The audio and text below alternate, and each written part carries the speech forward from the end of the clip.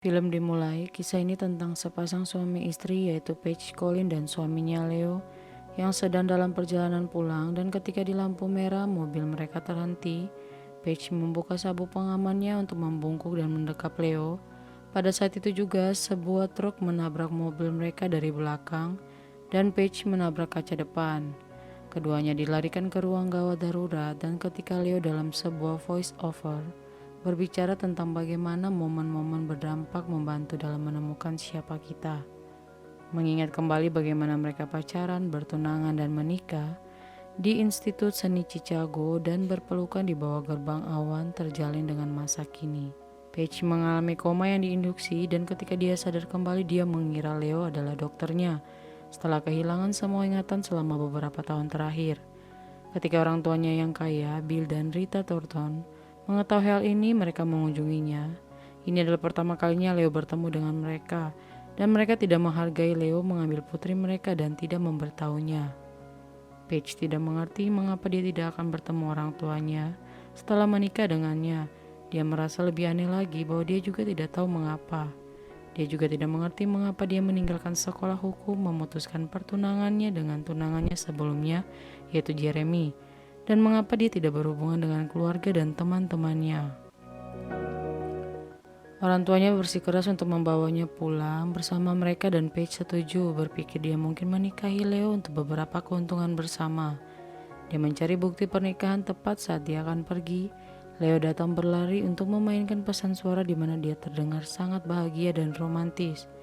Paige memutuskan untuk kembali ke Leo, berharap itu akan membantunya mendapatkan kembali ingatannya hilang. Paige disambut di rumah dengan pesta kejutan oleh teman-temannya, tetapi karena dia tidak dapat mengingat salah satu dari mereka, dia merasa kewalahan dan sangat bingung. Hari berikutnya, Paige pergi ke kafe biasa tetapi tidak ingat pernah ke sana dan tersesat. Dia pun menelpon ibunya karena dia tidak tahu atau mengingat nomor Leo. Malam itu Leo dan Paige diundang makan malam oleh orang tuanya. Saat makan malam dan di bar nanti, Leo tidak cocok dengan keluarga dan teman-temannya. Dia bertahan dalam upayanya untuk membantunya mendapatkan kembali ingatan yang hilang.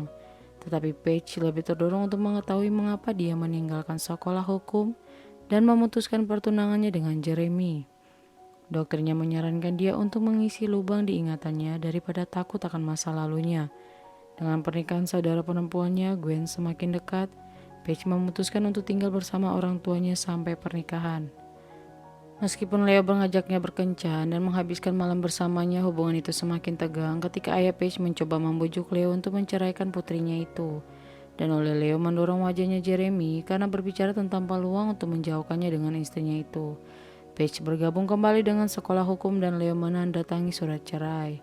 Di sebuah toko dia bertemu teman lamanya Diane yang tidak menyadari amnesianya, meminta maaf karena memiliki kedekatan dengan ayah Paige, sehingga memberitahu Paige mengapa dia meninggalkan keluarganya.